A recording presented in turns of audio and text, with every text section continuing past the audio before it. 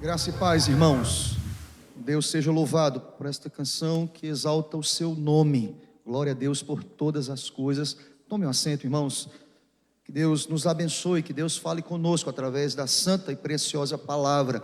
Estivemos aqui pela manhã, nós fomos abençoados por ela. E com certeza, nesta noite, mais uma vez, Deus haverá de nos abençoar através da santa palavra de Deus. Pela manhã falamos sobre o milagre, falamos sobre a intervenção do Senhor Deus, que é miraculosa. Quando Deus quer agir, Ele age. Quando Deus quer curar, Ele cura. Nada o impede. E com toda certeza aprendemos pela manhã que a graça, ela desconstrói a lógica humana. E como fomos edificados pela passagem de João, Evangelho de Cristo, registrado por João, ali no capítulo 5, fomos edificados pela palavra de Deus. Mas lhe pergunto nesta noite, e quando Deus não quer curar? E quando Deus não quer curar? A rigor nós partimos dessa ideia e oramos e clamamos e pedimos e cremos nisso, irmãos. Deus, Ele é poderoso para curar. Nós acabamos de cantar acerca do poder de Deus.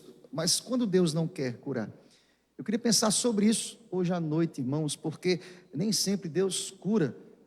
Lembram de Paulo? Nós ouvimos um sermão há pouco tempo atrás, aqui domingo passado, que por 3 vezes, insistentemente, dentro até de um contexto cultural, em que quando o judeu, ele queria dar ênfase a um pedido, ele repetia isso, registrado, traz a ênfase do pedido do apóstolo Paulo, que por 3 vezes insistiu para que Deus retirasse o espinho de sua carne.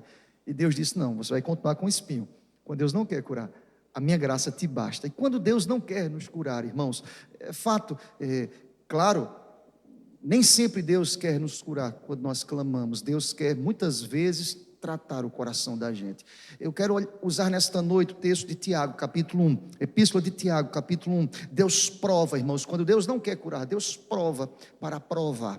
Há um propósito maior. Deus soberanamente, Ele usa meios, caminhos. Ele estabelece de maneira soberana a sua vontade. Muitas vezes, note bem, querido, muitas vezes esse caminho perpassa pelas provas, pelas dificuldades, pelas perseguições, pelas enfermidades. Muitas vezes perpassa por uma realidade desafiadora para a gente, mas Deus prova para aprovar. Vejam, Tiago aqui está escrevendo uma epístola num contexto extremamente conturbado. Antes da leitura desse texto, deixa eu explicar para vocês. Tiago aqui ele desafia os leitores a uma compreensão acerca do reino de Deus. Se você prestar atenção, quando Tiago escreve esta epístola, contextualmente, a questão das dificuldades, das adversidades, das provações que aquela igreja estava passando, muito visível, muito perceptível, aqui no contexto em que esse texto foi escrito. Eu diria mais, de maneira mais ampla, toda a literatura do Novo Testamento, boa parte, diria, da literatura do Novo Testamento, foi produzida em resposta às lutas e às tribulações que a igreja estava enfrentando. E se você mergulhar um pouquinho dentro do contexto, querido, para que você possa entender por que Tiago escreve esta palavra, por que Tiago fala sobre benefícios que as provas elas conseguem trazer. Como assim? Parece contraditório. Como é que uma prova traz benefícios? Tiago quer tratar essa igreja e quer ensinar essa igreja que as dificuldades promovem no coração do homem algumas realidades aqui postas neste texto. Mas note bem, quando nós mergulhamos aqui e estudamos um pouco acerca das dificuldades que esta igreja estava enfrentando, uma delas era as perseguições, principalmente por causa dos judeus aqui, irmãos. A igreja estava sendo perseguida. Depois dos judeus, o próprio Império Romano se levanta contra a igreja do Senhor. Nós estamos diante de um contexto aqui de perseguição, e nós estamos aqui entendendo que essas perseguições, elas foram agudas. Inclusive, se você, dentro desse contexto, inclusive, como reflexo desta perseguição, nós temos a própria morte, a própria vida do apóstolo Paulo, que atravessou, que passou por esse tempo de perseguição. Nós entendemos claramente, queridos, que a igreja sempre foi perseguida. E é interessante como a perseguição aqui se levanta de várias formas. E vejam, deixa eu só citar aqui um exemplo para vocês. Vocês sabem aqui que nesse contexto aqui, a relação igreja-estado era extremamente íntima. E pensem comigo, todo aquele que não se curvava diante do imperador era tido como um herético, como um rebelde ao reino, como rebelde ao império. E pensem comigo, em um contexto de vários deuses, quem tem um Deus só, é visto não com bons olhos. O povo de Deus adorava a um Deus, ao Deus verdadeiro. E é interessante, nessa realidade de vários deuses, a igreja era perseguida aqui, porque não se curvava diante de outros deuses. Vejam, o imperador era um Deus, e a igreja não se curvava diante do imperador. Pelo contrário, quantos homens de Deus foram perseguidos, martirizados, porque eles não se curvavam diante de outros deuses. Eles entendiam, como nós entendemos aqui nesta noite como igreja, que ao Senhor Deus a honra e a glória e o louvor pelos séculos dos séculos. Amém, Senhor. Essa igreja era perseguida, estava sendo perseguida. Vejam, se você olhar um pouco a história, nesta mente pagã, estabelecida pela realidade de um império pagão, César era o imperador, era tido como filho dos deuses pela história, nós percebemos isso. E quando você não se curva diante do imperador, você é visto como alguém que não é digno nem de honra. Então ser cristão aqui não era ser honrado, não era ser colocado em lugares de honra, pelo contrário, era ser maltratado, era ser perseguido. Lembrem-se, nós conhecemos bem a história, tanto é que quando Nero, ele precisou encontrar responsáveis pelo incêndio de Roma, ele só apontava para os cristãos, e todo mundo aceitou a narrativa de Nero. Não é verdade, irmãos? Um culpado, os cristãos. Por quê? Porque eles não se curvam, eles estão revoltados, eles são estranhos ao contexto aqui do império. Percebem, irmãos, percebem como essa igreja estava sendo perseguida, afligida. E eu quero dizer para você de pronto, antes de lermos até o texto, de que ser cristão é viver dentro de um contexto de perseguições. E nós somos crentes, lavados e remidos pelo sangue de Jesus.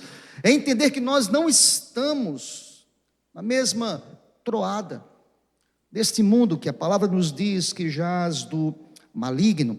Mas vejam, queridos, fora essa realidade em mente que Tiago tinha sobre as perseguições que esses homens enfrentavam, que a igreja enfrentava, havia um outro propósito pelo qual Tiago escreve esta carta. É que aqueles cristãos, além de estarem passando por muitas dificuldades, irmãos, como já citadas aqui, perseguições, dificuldades financeiras, tantas outras, eu poderia que passar o resto da noite apresentando o pano de fundo para lhes mostrar as realidades que esta igreja aqui, ela enfrentava. Mas, sobretudo, também nós percebemos que esta carta ela é escrita para dizer a esta igreja que eles precisavam viver um evangelho de maneira prática, não teórica. Impressionante como Tiago é construído dentro de uma praticidade do cristianismo, impressionante, irmãos. Como viver o cristianismo? Olha para Tiago. Como viver, não apenas ouvinte da palavra, não apenas aquele que está aqui dominicalmente recebendo a palavra, recebendo, sendo alimentado. Sobretudo, Tiago irá dizer e apontar a esta igreja que muito mais do que ouvintes da palavra, pois ele fala isso lá no versículo 22 ainda deste capítulo 1, ele diz o seguinte: tornai-vos, pois, praticantes da palavra, e não somente ouvintes da palavra, praticantes da palavra. Havia aqui um segundo propósito em escrever esta carta, era dizer a este povo aqui: vivam o evangelho, independentemente das perseguições, independentemente das agruras, das pressões sociais, independentemente daquilo que os outros estão falando, independentemente das narrativas dos outros, sejam crentes, vivam o evangelho, sejam práticos, tenham uma fé robusta em Deus, mas que esta fé possa reverberar em atitudes, que o nome de Deus venha a ser honrado e glorificado para sempre, em nome de Jesus. É assim que Tiago pega a sua pena e abençoa esses irmãos aqui. Se você prestar atenção, ele abençoa irmãos que estão aí dispersos. A representatividade da igreja está aqui espalhada. Eu fiquei pensando sobre isso. a ministrar a palavra aqui para vocês hoje à noite. Ao terminar a palavra desta noite, nós estaremos dispersos. É a palavra sendo lida não mais em um local único em que nós estamos reunidos, mas o Evangelho será lido através da sua vida, lá na sua casa, lá na sua rua, lá no seu trabalho, a partir de amanhã, para a glória de Deus, em nome de Jesus. Você entende isso? Amém, querido? Veja como Tiago escreve o texto. O contexto é esse, o pano de fundo é esse, irmãos. E ele escreve assim: Tiago, servo de Deus, servo do Senhor Jesus Cristo, as 12 tribos que se encontram na dispersão, saudações. Meus irmãos, tende por motivo de toda a alegria o passardes por várias provações, sabendo que a provação da vossa fé, uma vez confirmada, produz perseverança. Ora, a perseverança deve ter ação completa, para que sejais perfeitos e íntegros, em nada deficientes. Deus seja louvado em nome do Senhor. Amém, meus irmãos? E nós queremos nesta noite falar um pouco sobre Deus prova para aprovar. Você entende isso? Amém, meu irmão? Quando Deus não quer nos curar, quando Deus não está disposto a nos curar naquela hora, Ele quer nos provar. Nós vamos orar ao Senhor. Deus, cubra a sua cabeça em nome de Jesus, querido. Coloque-se diante de Deus nesta hora, em nome do Senhor. Deus, aqui estamos, a Tua palavra diante dos nossos olhos, o contexto aqui apresentado, a realidade do texto diante dos nossos olhos, mas nós queremos entender o que o Senhor requer de nós nesta noite, através desses 4 versículos, ó Pai, que abrem esta epístola tão prática, tão abençoada, tão reveladora acerca de um comportamento que revela homens e mulheres comprometidos com o Evangelho. Senhor, usa-me como instrumento em Tuas mãos, apesar de mim, Senhor, usa-me, abençoa-nos, edifica-nos nesta noite, em nome de Jesus, aleluia, amém. Glória a Deus. Querido, continua com a sua Bíblia aberta. Interessante como esse texto aqui é um texto, uma epístola que é um chamamento à coerência religiosa, de uma vida que entende que todas as coisas cooperam para o bem daqueles que amam a Deus. Veja como Tiago ele abre, sabedor de tal verdade, que tudo coopera, tudo é segundo o propósito de Deus mesmo, e apesar, como dizíamos na introdução aqui, apesar das perseguições, apesar dos levantes contra a igreja de Deus, apesar de tudo isso, eu preciso ser coerente com a minha fé, eu preciso viver o Evangelho, muito mais do que palavras, muito mais do que liturgicamente louvores, é uma vida. Tiago tem a plena convicção quem era ele abre este livro com muita humildade, irmãos, porque o Tiago aqui desse texto é o Tiago meio irmão de Jesus. Ele poderia abrir essa carta aqui com uma chancela, aqui, com uma carteirada, né, irmãos? Eu sou Tiago, sabe que eu sou Tiago? O irmão de Jesus. Sabe o que ele fala? Não, ele abre esta carta dizendo o seguinte: Tiago, servo de Deus e do Senhor Jesus Cristo. Percebe, irmãos, nós precisamos nos colocar diante dos desafios da vida como servos de Deus. Nós temos uma chancela, é o próprio Deus, é o Espírito Santo de Deus. Eu não posso dar carteiradas aí, eu preciso viver o Evangelho de maneira prática. Eu preciso entender claramente quais os desafios que se apresentam diante de mim, mas sobretudo eu preciso me identificar, eu preciso me apresentar como servo, alguém que vive segundo os ditames, a vontade, o querer, a lei, a proclamação do Evangelho. Eu preciso me apresentar a este mundo como alguém que se identifica com Cristo, como sectário, como seguidor de Jesus. Tiago faz exatamente isso na sua saudação aqui inicial. Eu sou Tiago, eu sou servo de Deus, eu sou servo de Cristo Jesus. Ele traz uma carta, como dizíamos, que tem endereço certo. Note bem, querido, todas as palavras de Deus têm endereços certos. Eu creio nisso, que nesta noite, esta palavra tem também endereço certo. Louvado seja Deus. A palavra de Deus cumpre os seus desígnios, irmãos. Eu creio nisso. Deus te trouxe aqui, me trouxe para que pudéssemos ouvir esta palavra. Há um endereço aqui, Tiago, sabiamente, ele dirige esta carta, olhem o texto, ainda no versículo 1, ele dirige às 12 tribos que se encontram na dispersão. Fica evidente aqui logo no prefácio, no prólogo aqui desta carta, que esta carta é a mais judaica de todas as epístolas do Novo Testamento. Tiago se refere aqui às 12 tribos espalhadas entre as nações. Tiago se dirige aqui, irmãos, claramente, esta epístola ao povo de descendência judaica, que vive fora de Israel. O endereço aqui é certo, é objetivo. Deus tem propósitos bem estabelecidos. Quando ele reúne aqui um grupo, os mais diversos aqui, pessoas com várias histórias diferentes, Deus tem um propósito específico. Deus tem uma razão muito bem determinada por ele mesmo, de ensinar, de forjar, de capacitar o seu povo. Este povo que estava disperso, longe de Israel, estava sendo alimentado pela palavra de Deus. E é interessante que ele se dirige, ele diz saudações, ou seja, o servo se dirigindo a outros servos de Deus. Hoje à noite, irmãos, eu estou como servo de Deus, me dirigindo a outros servos de Deus, para lhe dizer nesta noite, o mesmo Deus que cuidou desses homens dispersos, é o Deus Pai, que se faz presente, que se apresenta, que procura, que se revela, que fala, que ministra a cada coração, como Ele está ministrando aqui nesta noite, em nome de Jesus. Ele nos conhece, irmãos, Ele sabe quais são as nossas dores. Quando Ele não quer nos curar, Ele quer nos provar. Quem sabe você está passando por um momento de provação mesmo. É um tempo em que você está sendo provado a propósitos.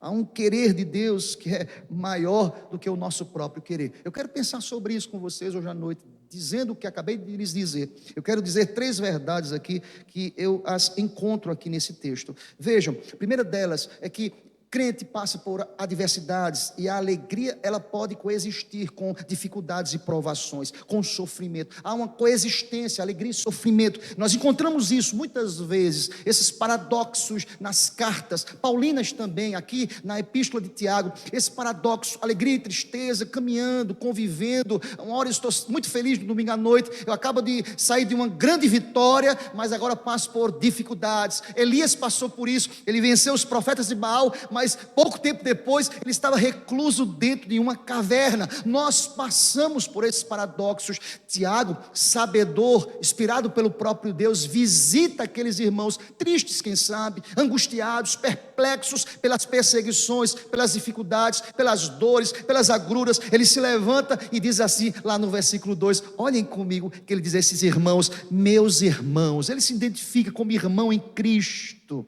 Essa expressão coloca o autor na mesma condição, irmãos. Meus irmãos, tende por motivo de toda alegria o passardes por várias provações. Lembra que eu acabei de dizer para vocês, o contexto não era fácil, irmãos. Mas sabe o que Tiago diz? Meus irmãos, fiquem felizes por isso. Como assim, pastor? Como é que eu posso chegar aqui hoje à noite e falar, eu estou feliz porque estou sendo provado? Percebe, quando nós usamos as lentes humanas, finitas e limitadas, como muitas vezes somos tentados.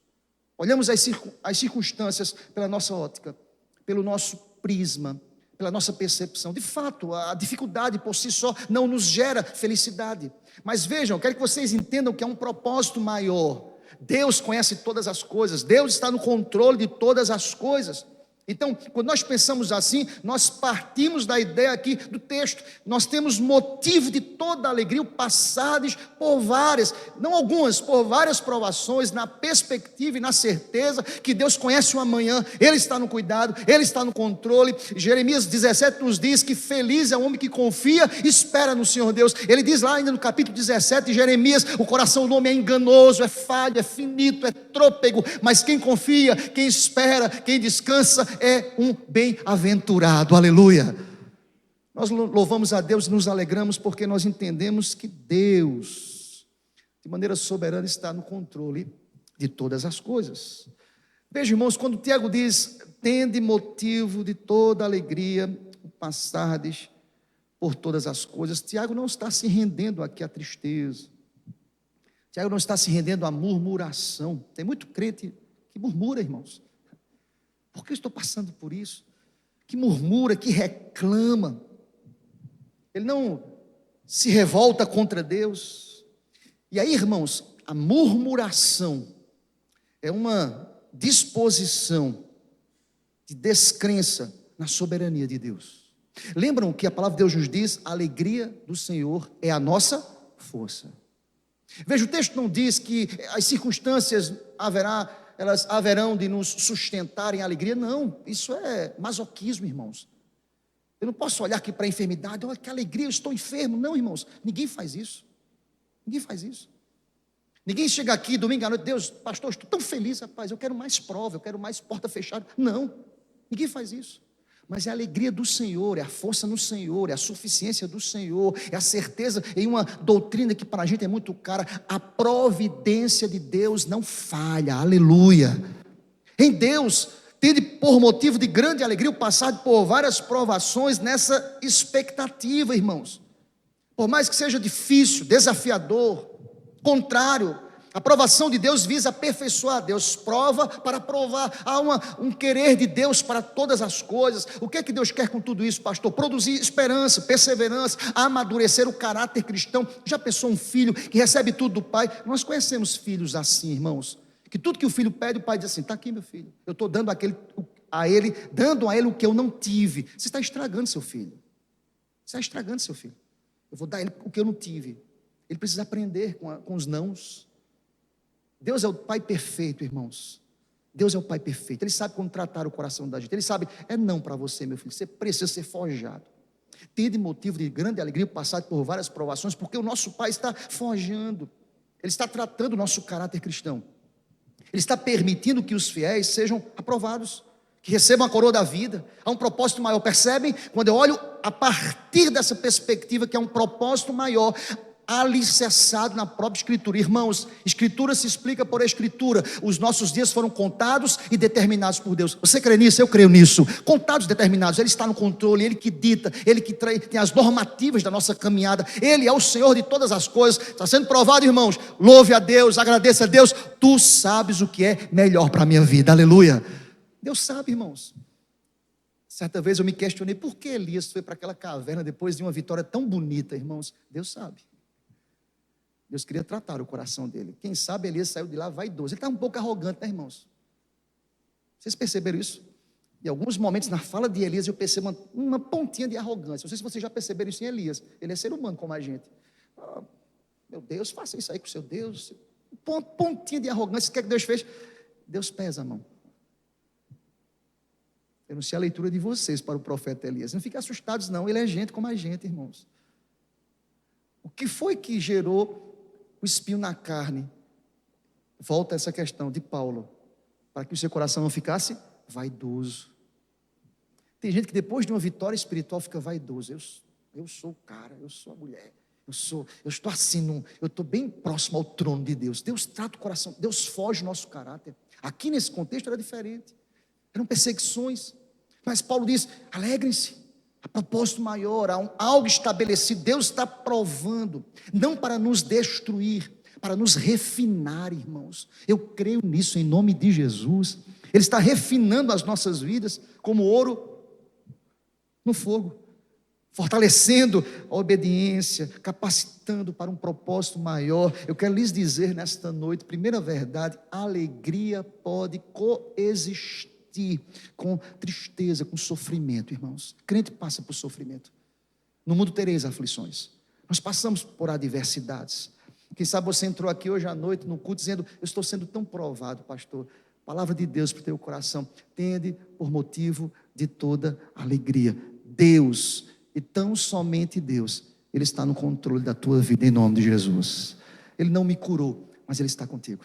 Ele caminha conosco, Ele não se desvencilha da nossa caminhada. Ele está conosco. Então a primeira verdade: a alegria pode coexistir com o sofrimento.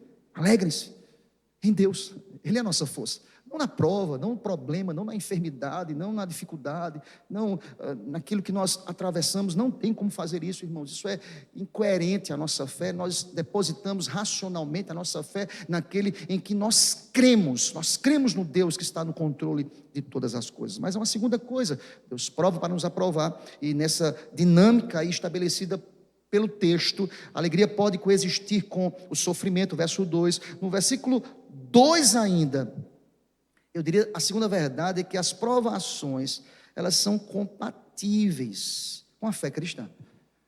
Alegria e tristeza caminham, porque essas coisas são compatíveis compatíveis com a fé cristã. O texto diz: tende por motivo de toda alegria o passardes por várias provações. A palavra grega aqui, poikilios, para várias. E a palavra de onde vem a palavra portuguesa, a ideia de diversas cores, policromático, a raiz é poclírios, ou poikilios, que vem a palavra, que demanda a palavra policromático, a ideia de diversas cores. Quando o texto diz várias realidades de cores, ou seja, várias realidades de provas.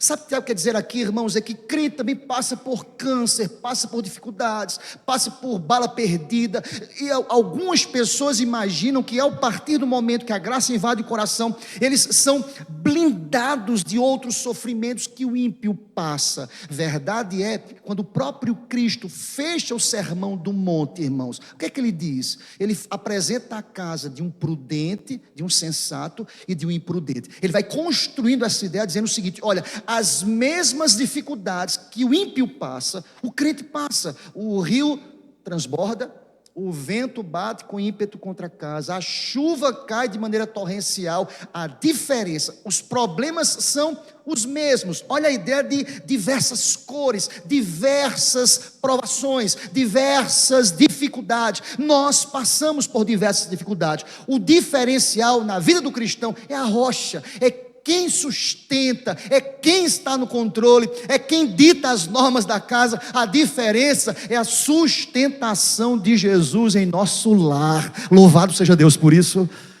Tiago vai dizer: esses homens se alegrem, porque quem está sustentando vocês, mesmo na realidade de várias provações, porque a palavra, a ideia dessa palavra, entenda, são provas variadas e de muitas formas. Pensem comigo, eles já estavam sendo provados aqui, e Tiago pega a sua pena para dizer: são várias formas, de várias maneiras, de várias realidades, de provas variadas que vocês irão passar. Vejam, eu não sou o profeta do caos, mas quero lhe dizer, nós passamos por provas as mais diversas. Quem nunca passou por isso, termina um culto tão abençoado, você está sendo provado já na calçada da igreja, irmãos. Nós passamos por provas as mais variadas, mas presta atenção, eu devo me alegrar em Deus, eu devo ter a suficiência em Cristo. Eu me alegro no Senhor, porque eu sei que Ele é poderoso para me perdoar, para me restaurar, para me renovar, porque as suas misericórdias se renovam a cada manhã. Bendito seja o nome do Senhor. E Tiago fala aqui sobre as provas que são compatíveis com a fé cristã. Eu quero ainda insistir na palavra aqui, várias provações. A ideia de Tiago aqui é tratar esses homens e mostrar para eles que crente passa por provas leves, médias e pesadas. Tiago quer dizer a estes homens que há diversas cores, as provações são variadas, de diversos matizes, diversas tonalidades, de diversas nuances. Há uma ideia aqui muito clara, irmãos, que nós passaremos por momentos em que nós mesmos nem conseguiremos explicar. Mas feliz é aquele que confia no Senhor, louvado seja Deus, que lança o seu coração na expectativa de que Deus está no controle de todas as coisas. A crise atinge ímpios e crentes, gente perversa e gente piedosa, gente prudente, como eu disse, e gente prudente. O problema bate na porta de um ateu, assim como bate na porta do mais piedoso homem que se relaciona com Deus. Você entende isso, querido? Tiago quer dizer a esses homens: vocês serão provados, mas a alegria de vocês não está depositada em vocês mesmos. Eu quero lhe dizer nesta noite, a nossa alegria tem nome, é Jesus de Nazaré. Ele que está conosco, Ele que nos anima, irmãos, Ele que nos anima.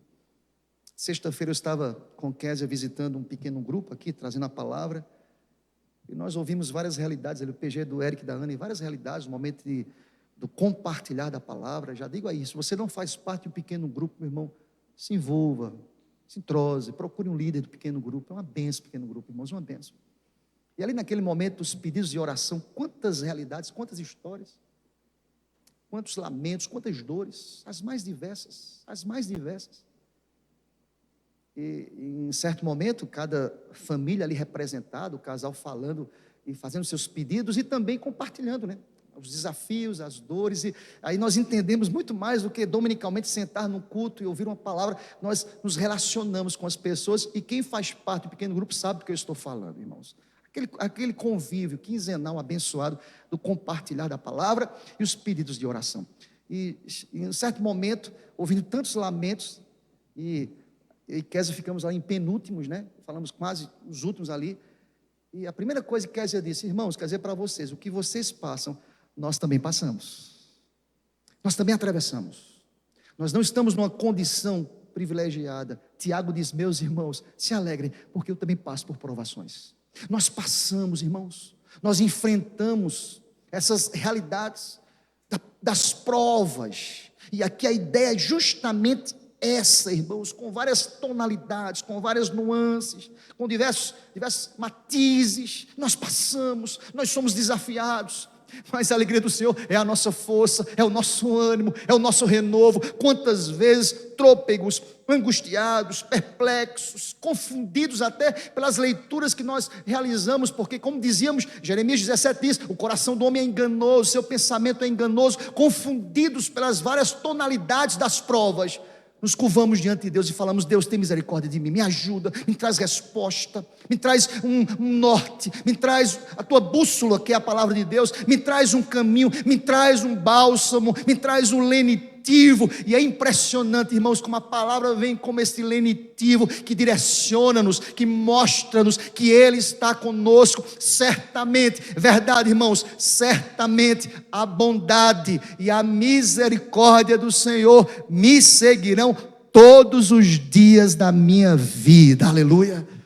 Certamente, naqueles dias que a tonalidade da prova foi muito pesada para a gente, Ele está contigo. Quero dizer para você: Deus está contigo. Louvado seja Deus. Se alegre mesmo sendo provado. Você está sendo provado para ser aprovado. Vamos terminar, irmãos, essa exposição.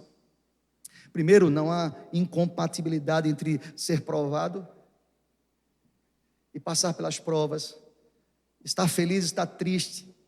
Essa sazonalidade da vida cristã acontece, irmãos. Acabei de citar Elias, tem tantos outros.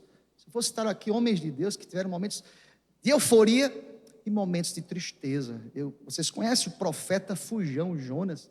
Homem de Deus, mas fugiu. Não quis cumprir os desígnios de Deus. Nós passamos por esses momentos de dificuldades. As provas também, como dizíamos, elas não são incompatíveis com a fé cristã. Mas vejam como o texto termina aqui, queridos. Esta sessão termina com uma realidade impressionante e abençoada. É que as provas, elas são passageiras e elas são pedagógicas. Você crê nisso? Eu creio. Louvado seja Deus. Elas são passageiras. Elas são pedagógicas. Eu vou precisar voltar ao verso 2, até o versículo 4, para você entenda a ideia de passageiras. O texto vai dizer: meus irmãos, tende por motivo de toda alegria o passardes por várias provações. Aqui uma ideia de cronológica, há uma ideia de tempo aqui, irmãos. Há quem pense que o mal nunca vai se apartar de nós. Vocês vão passar. Nós vamos passar, irmãos. Se aqui na terra esse tempo não findar, quando Cristo descer sobre as nuvens com poder e glória, passará em nome de Jesus. Amém, meu irmão? Vai passar. O texto diz: tende por motivo de toda alegria o passardes por várias provações. Agora acompanhe os versos 3 e 4. Sabendo que a provação da vossa fé, olha a pedagogia passageira e pedagógica, uma vez confirmada, produz. Olha a pedagogia, olha o ensino de Cristo, é na prova. Produz perseverança. Ora, a perseverança deve ter ação completa, para que sejais perfeitos e íntegros, em nada deficientes. Toma emprestado o exemplo que eu dei aqui em dado momento aqui da ministração. Se o pai dá tudo aquilo que o filho quer, ele não está promovendo o caráter do seu filho. Veja, um processo aqui estabelecido, irmãos, para que esse filho seja transformado, seja habilitado, seja perfeito. Claro, aqui na terra não acontecerá na glorificação, mas há um processo, irmãos. Esse pai que diz ao filho sim, sim, sim, ele não está forjando o caráter do seu filho, ele não está tratando o filho. O pai diz assim: eu vou dar tudo o que eu não tive. Não faz isso, pai. Não faz isso. Como foi importante para você receber os nãos da vida, as portas fechadas, o não ter, você valoriza a provisão, de sentar e ter na mesa somente o suficiente. Graças a Deus, dai graças, tendo o que comer, o que vestir. Glória a Deus, irmãos. Isso é tratamento do Pai, isso é divino. Vejam, é passageiro, mas também é sobretudo pedagógico. A palavra usada aqui por passardes aqui é uma verdade em conteste para a gente, irmãos. A luta vai passar, a luta irá se findar, a boa mão do Senhor há de nos sustentar. Em Cristo a nossa esperança ela é renovada. Nós passamos por várias provações, e como é bom olhar pelo retrovisor, é passageiro, vai passar, e olhar e dizer assim: Deus esteve comigo, o Senhor não se apartou de mim, Deus esteve comigo constantemente. Salmo 30, versículo 5, o texto nos diz: ao anoitecer, pode vir até o choro, mas a alegria, ela vem pela manhã. Louvado seja Deus. Vai passar, é passageiro. Eu estou aqui para lhe dizer também, é passageiro, passardes por várias. É claro, às vezes nós saímos de uma provação e entramos em outra. Deus sabe como nos tratar, irmãos. Saímos de uma, entramos em outra. Há quem diga assim: eu ouvi muito isso aqui nos relatos do PG sexta-feira, Érica, e fiquei pensando sobre isso. A mensagem já estava pronta. Eu fiquei: Deus, e vai trocar essa pilha. Foi.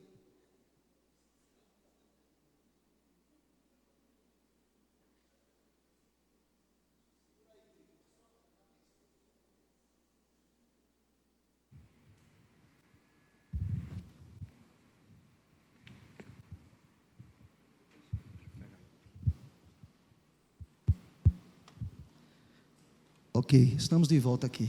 Foi aquela pausa, irmãos, para você ficar mais atento ao sermão. Amém, meu irmão?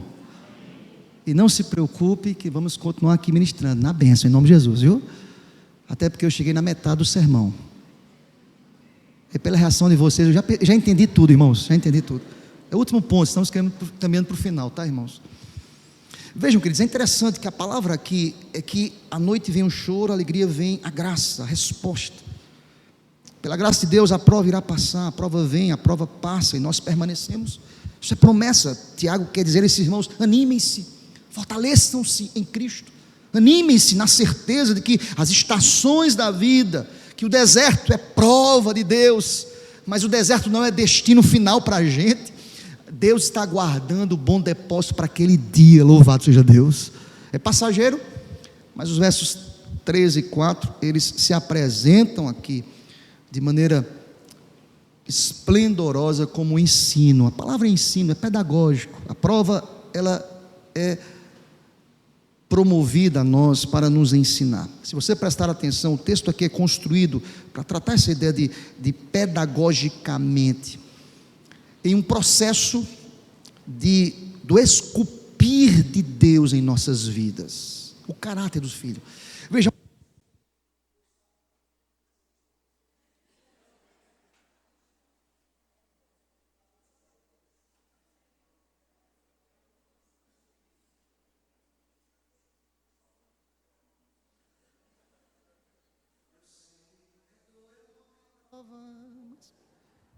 eu estou vivendo a prova, irmão. O Senhor é a minha força, em nome de Jesus. Misericórdia, Senhor. Vamos caminhar aqui na bênção. Eu vou concluir. Entenda o que eu quero dizer nesta noite, em nome de Jesus. Nesse processo de treino espiritual, em que Deus está esculpindo em nós o caráter do seu filho, a beleza do seu filho, refinando, santificando as nossas vidas, como o metal é lançado no fogo, mas quando sai do fogo do cadinho, o metal será mais belo, mais puro, mais nobre, mais valoroso. Eu não sei se vocês entendem assim poeticamente, eu vou repetir: o metal será mais puro, mais belo, mais nobre, mais valoroso. Percebam, parece que Tiago quer dizer isso àqueles leitores. Vejam comigo: a fé, uma vez confirmada, produz perseverança. Ou seja, aquela pessoa que desistia das provas, ou era um crente que desistia, quando provado, ele é robusto às provas, de tal forma que ele tem agora perseverança. Ele é um crente agora maduro, ele está num processo de maturação. Como é que eu vou ter um crente maduro se ele for provado, irmãos? Ele vai ter perseverança. perseverança deve ter ação completa, há um processo estabelecido pelo próprio Deus. Tem que estar completo, tem que cumprir os desígnios de Deus, tem que ser uma ação perfeita, maravilhosa de Deus. Para quê? Para que sejais perfeitos e íntegros e em nada deficientes. Por isso que eu digo, a prova ela é passageira e pedagógica. E essa ideia aqui é porque Deus quer trabalhar primeiramente em nós. Guarda isso, para depois trabalhar através de nós. Você entende isso? Amém, meu irmão? Você quer ser usado por Deus? Você tem que ser lapidado por Deus. Você quer ser alguém extremamente usado por Deus? Você tem que ser lapidado por Deus. Deus prepara as pessoas. Lembra de Moisés? Já falei aqui na igreja. Ele passou 40 anos no palácio, achando que era alguém. Depois ele passou mais 40 anos no deserto, descobrindo que não era ninguém. Depois ele passou 40 últimos anos de sua vida, descobrindo: Deus é tudo, louvado seja Deus. Deus faz isso com a gente. Muitas vezes nos tira dos palácios, dos confortos emocionais, da estabilidade, arrogância humana, da força humana, nos leva para os desertos, para que eu e você venhamos a descobrir: nós não somos nada, somos tão fracos, tão limitados. Eu penso quanto Moisés cuidava das ovelhas do seu sogro Jetro ali no deserto, antes da experiência da sarça que ardia, não se consumia. Quantos questionamentos. Meu Deus, eu estive no palácio 40 anos, a melhor educação, as melhores comidas. Hoje eu estou no deserto aqui, sendo forjado, lapidado. Quem sabe, querido, você está no deserto, Deus está lapidando, tratando, trabalhando, moldando. Ele sabe como nos tratar, Ele sabe como forjar o caráter dos seus filhos. Depois Ele volta para ser um grande libertador de Israel. Deus usa-nos apesar de nós mesmos, aleluia. Olha o texto, Moisés tipifica essa ideia aqui, para que a perseverança tenha uma ação completa, para que sejais perfeitos e íntegros e em nada deficientes. Pastor, Moisés teve dificuldades várias. Vocês conhecem a história. Moisés não está aqui em foco da nossa exposição, mas eu quero lhe dizer nesta noite: alegre-se, porque quem está trabalhando em você, para depois trabalhar através de você, é o próprio Deus, que cuidou de Moisés, que cuidou de Tiago, cuidou desses irmãos, está cuidando das nossas vidas. Deus prova para depois nos aprovar. Nós cremos nisso em nome de Jesus. Amém, Senhor.